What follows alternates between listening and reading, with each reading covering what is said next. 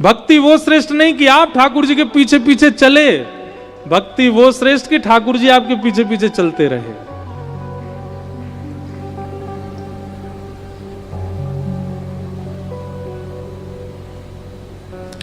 जगन्नाथपुरी कितने लोग गए? हाथ ऊपर करो।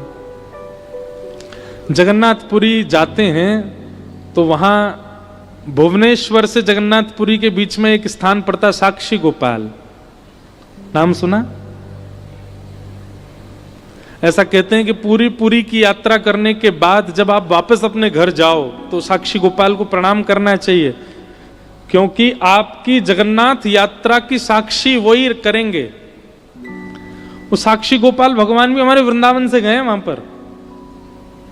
और कैसे गए, इतनी सुंदर कथा है। अब भीष्म स्तुति तो कल ही होगी, अब ये कथा के बाद हम विराम देते हैं।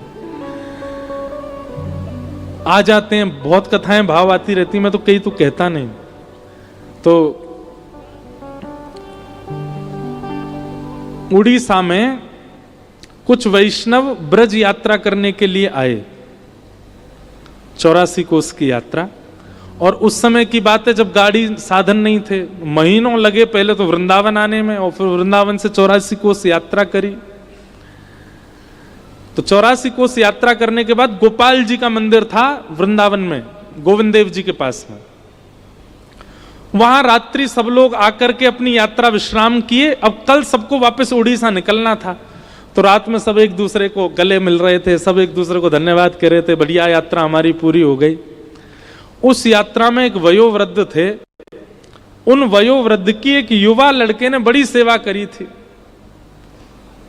तो वो वयोवृद्ध इतने प्रसन्न होकर उस बालक को हृदय से लगा, तेने मेरी बड़ी सेवा करी, तू चल मेरे साथ वापस, मेरी नातनी तेरे बराबर की है, उसी से तेरा ब्याह कराऊंगा मैं, बड़ी सुंदर है, उससे तेरा ब्याह होगा, और तू चल वापस, तेरे को उपहार में मैं अपनी नातनी से ब्याह कराऊंगा। वो भी प्रसन्न हो गया, करा देना, हम तो बैठे तैयार। जैसे ही पहुंचे उड़ीसा तो उन वयोवृद्ध ने अपने घर पे जाके कहा कि भाई यात्रा में एक बालक मेरे साथ था और उसने मेरी बड़ी सेवा करी, मैंने ये हमारी बिटिया है, इसके लिए वही ढूंढ रखा है, उसी से ब्याह कराना है। तो घर के कई लोगों ने नाराजगी कर दी, घर के कई लोग मना करने लगे, नहीं नहीं नहीं, वो तो ऐसा है, वो तो ऐसा है, उसके पिताजी ऐसे। और घर के सब लोग विपक्ष में आ गए कि नहीं, उससे ब्याह नहीं होगा। अब वो बालक दूसरे दिन आ गया, बोला आपने कहा था ब्याह का कुछ, मैं अपने परिवार को लेके आया हूं, आप बात कर लीजिए, ब्याह कर लीजिए। अब वो वयोवृद्ध जो थे बेचारे, अब वो क्या करें, उन्होंने कहा कि तू पागल है क्या, मैंने ऐसा थोड़ी कहा था, अपने मन से कुछ भी बना रहा है, ये सब बातें फिजूल की कर रहा, मैंने कोई ब्याह की बात नहीं करी इससे। बालक बोला आप मेरा ब्याह मत करिए, मुझे मंजूर है, पर झूठ मत बोलिए, आप पहले स्वीकार कीजिए कि आपने कहा था, उसके बाद भले ही ब्याह मत कीजिएगा मेरा। लेकिन वो वयोवृद्ध माने भी नहीं, नहीं नहीं मैं स्वीकार नहीं करूंगा, मैंने कहा ही नहीं कि मैं ब्याह करूंगा। महाराज पंच जुड़ गए, पूरा गांव इकट्ठा हो गया। और वो बालक कहे कि इन्होंने कहा था, वो वृद्ध कहे कि नहीं मैंने कहा ही नहीं, अपने मन से बोल रहा है। तो पंचों ने कहा भैया देखो, इन्होंने तुमसे कहा कि अपनी नातनी से ब्याह कराएंगे, तुम दोनों के अलावा किसी तीसरे ने बात सुनी थी तुम्हारी? तो वयोवृद्ध बोला मैंने कहा ही नहीं तो सुनेगा कौन, किसी ने नहीं सुना। लेकिन वो युवा बालक बोला हाँ एक ने सुनी है। अब वो वृद्ध कहे किसने सुनी? बोले महाराज वृंदावन में गोपाल जी का मंदिर था जहां हम बैठे थे, ऐसा शास्त्र कहते हैं कि ठाकुर जी तो सब सुनते हैं, गोपाल जी ने सुनी थी, उन्होंने सुनी थी कि इन्होंने मुझसे कहा है कि ये ब्याह कराएंगे। ये सुन के सब हंसने लगे। बोले अब गोपाल जी का सुना तो अनसुना सा ही है। पंच बिल्कुल रद्द होने लगे, मतलब पंचायत रद्द होने लगी, सब उठ के जाने, अरे ये कोई बात नहीं, नहीं गोपाल जी ने सुना है। अब बोले मुझे इस बात की चिंता नहीं कि इन्होंने कहा किसने सुना किसने नहीं सुना, आप लोग यदि उठ के जा रहे हैं तो आप सब वेद की बातों को असत्य मानेंगे कि ठाकुर जी सुनते हैं। आप लोग यदि यहां से उठ के गए तो मैं घोर नास्तिक हो जाऊंगा, मैं जीवन में कभी ठाकुर जी को नहीं मानूंगा। या तो मेरी बात मानिए कि ठाकुर जी ने सुना है, और अगर आप नहीं मानेंगे तो मैं जीवन भर के लिए नास्तिक हो जाऊंगा। गांव के सब लोग बोले तो बड़ी विडंबना है। तो एक वयोवृद्ध बोले मेरे पास एक उपाय है, रुको इसको मैं बांध दूंगा, उसी चक्र में ही बंधा रहेगा। क्या? बोले काम कर, वृंदावन जा, गोपाल जी को ले आ और वो आके यहाँ बोल दें कि हाँ इन्होंने अपनी पुत्री का ब्याह तेरे से निश्चित किया था, हम ब्याह करा देंगे। ठाकुर जी सुनते हैं तो चलना भी तो जानते होंगे, ले आ उनको। वो विश्वास से वृंदावन चला गया और गोपाल जी के मंदिर पहुंचा महीनों बाद और जाकर के ठाकुर जी से बोला, मुझे ब्याह की चिंता नहीं है, मुझे किसी बात की चिंता नहीं है, पर मैं आपकी भक्ति करता हूं, मुझे भक्ति के प्रमाण की चिंता है कि प्रमाण करने के लिए आप चलो मेरे साथ। और वहां जाके बोल दो फिर भले ही मेरा ब्याह ना हो पर आप साक्षी के लिए चलो। और बैठा रहा, ठाकुर जी यूं ही खड़े हैं, कुछ बोले ही नहीं। पुजारी जी आए, कपाट चले गए। रात भर रोता रहा, मैं कुछ खाऊंगा नहीं, अनशन पर बैठ जाऊंगा, प्राण त्याग दूंगा।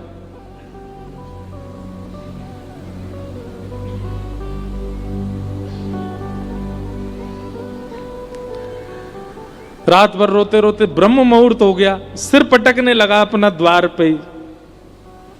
इतने में ही भीतर कपाट के अंदर से ठाकुर जी बोले, ए पागल, ये कलयुग है और कलयुग में मैं स्थिर मूर्ति बन गया, मूर्ति कोई चलती है क्या? बाहर से वो वैष्णव बोला, मूर्ति बोलती भी तो नहीं है, आप बोल क्यों रहे हो? बोल रहे हो तो उसका मतलब चलना भी जानते हो। इतने में ठाकुर जी स्वयं प्रकट हो गए, प्रकट होके अपने आप कपाट खोल के उसके सामने आके ठाड़े हो गए। वारे जिद्दी, तेरी बात मान गए हम। ठाकुर जी बोले बैठ यहीं पे। बोले तुझे ब्याह की इतनी जल्दी, हम वृंदावन में किसी से ब्याह करा देते हैं तेरा। बोले नहीं, मुझे ब्याह नहीं करना है, मुझे उससे भी ब्याह नहीं करना, पर आपकी भक्ति पर प्रश्न उठाए, इसके लिए चलो मेरे साथ। ठाकुर जी बोले कैसी बात करता, मैं कैसे चला जाऊं इतनी दूर?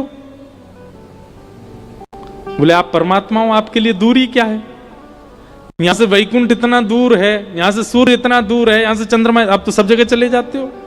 उड़ीसा आपके लिए क्या, एक पांव फलांगो से पहुंच जाओगे, चलो। ठाकुर जी बोले देखो हम ऐसे नहीं चलेंगे। 8 बार भोग लगता है वृंदावन में हमारा, सुबह से रात्रि तक, और रास्ता में भी 8 बार भोग की व्यवस्था करो तो हम चले। बोला मैं कर दूंगा व्यवस्था, पूरी अपनी संपत्ति लुटा दूंगा, लेकिन आप चलो। भगवान साथ पीछे पलट के मत देखना, भोग पाने के बाद जब हम चला करेंगे तो हम पीछे चला करेंगे, तुम आगे आगे चलना। बोले क्यों?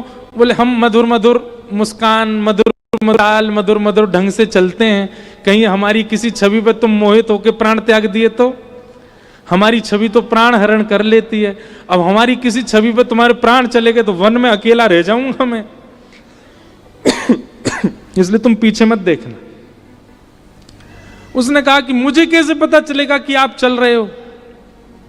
ठाकुर जी बोले हम नूपुर पहन के चलेंगे, नूपुरों की आवाज आएगी तुमको। ठीक है। महाराज पूरे वृंदावन से खूब सामग्री खरीदी उसने और ठाकुर जी को लेकर के रात्रि में ही निकल पड़े। ठाकुर जी नूपुर बजाते भये, टेढ़ी मेढ़ी सी चाल, लटक झटक करके चल रहे हैं, कभी कोई रूप बना में, कभी कोई। हमारे यहाँ इतने सुंदर सुंदर पद हैं ठाकुर जी की चाल के, चलते सीधे नहीं है, टेढ़े मेढ़े ही चलते हैं। जैसी भोग पाने की इच्छा होती तो ठाकुर जी ने एक वंशी का रव कर देते तो वो समझ जाता कि अब इनको भोग की इच्छा है, तो वहीं रुक के चूल्हा चेताते, कुछ बनाता, ठाकुर जी को पवाता। जैसे ही उड़ीसा आया, समुद्र के तट पर पहुंचे, चलते चलते ठाकुर जी के नूपुरों की आवाज आनी बंद हो गई। रेत, समुद्र की रेत प्रवेश कर गई नूपुरों में। अब जैसे ही रेत नूपुरों की आवाज आनी बंद हुई तो उसने पीछे मुड़ करके देखा तो ठाकुर जी कोई मधुर आसन बना करके खड़े थे, कोई मधुर अपने त्रिभंगी स्वरूप बना करके खड़े थे। रूप देखते ही पहले तो मोहित हो गया, दूर से बलैयां लेने लगा, नेत्र सजल हो गए, ठाकुर जी के रूप लावण्य पर वारी हो गया। ठाकुर जी बोले हमने मना किया था ना, हमको मत देखना। ठाकुर जी कितने सुंदर हैं आप।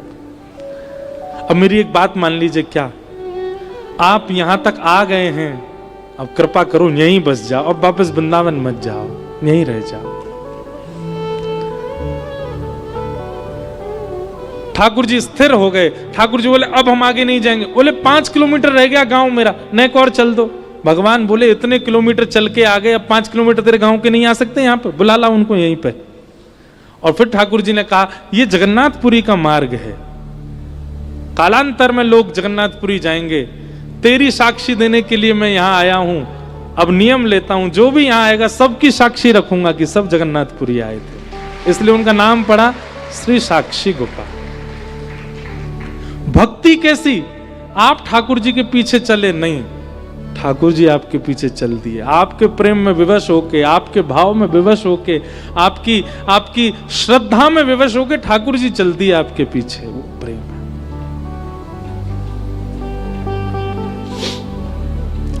और फिर भगवान ने साक्षी दी और गांव के लोगों ने उसका ब्याह करा दिया। ठाकुर जी ने ब्याह की भी साक्षी करी। ऐसे श्री गोपाल जी। तो भक्ति की प्रधानता आपकी तत्परता नहीं, आपकी तत्परता से ठाकुर जी प्रसन्न होकर ठाकुर जी आपके अधीन हो जाएं।